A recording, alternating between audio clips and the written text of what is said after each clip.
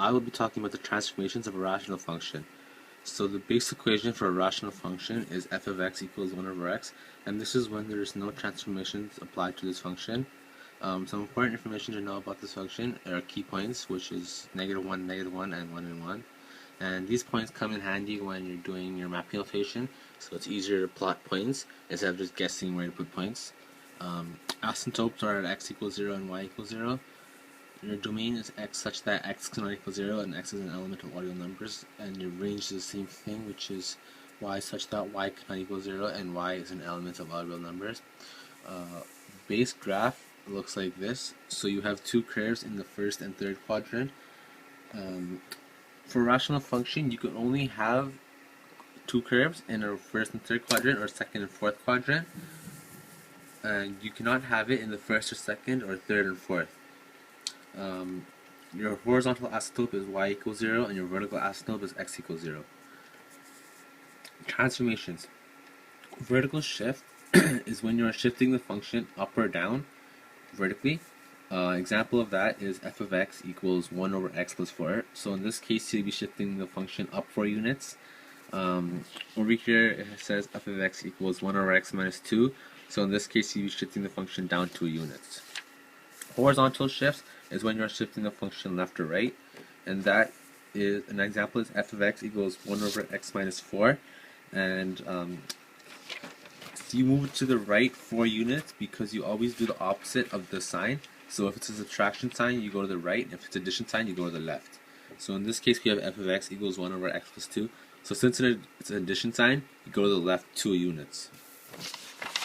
Now, horizontal reflection. This is when you're reflecting the function in the x-axis.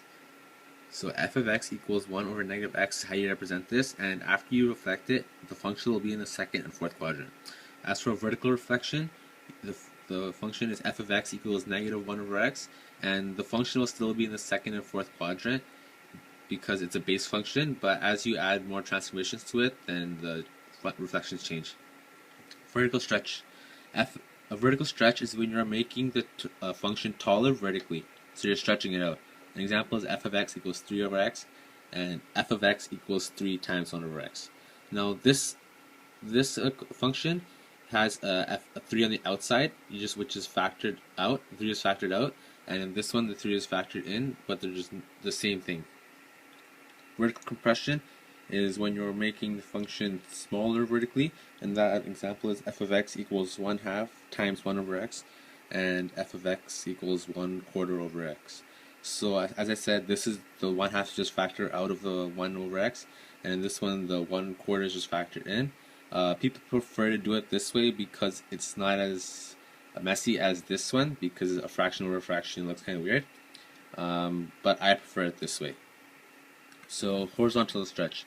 This is when you're stretching it out horizontally, so you're making it wider. And an example is f of x equals 1 over 2x. So you're stretching it by a factor of 2. And another example is f of x equals 1 over 3x.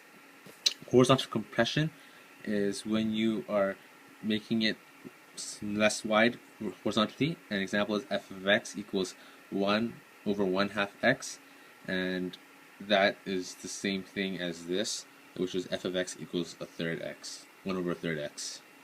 So after you apply all the transformations to your base function, you end up with this equation: y equals a over b times x minus h plus k. So a stands for the vertical stretch, compression, and vertical reflection. Your b value stands for your horizontal stretch, horizontal compression, and horizontal reflection. Your h value is your horizontal shifts, and your k value is your vertical shifts.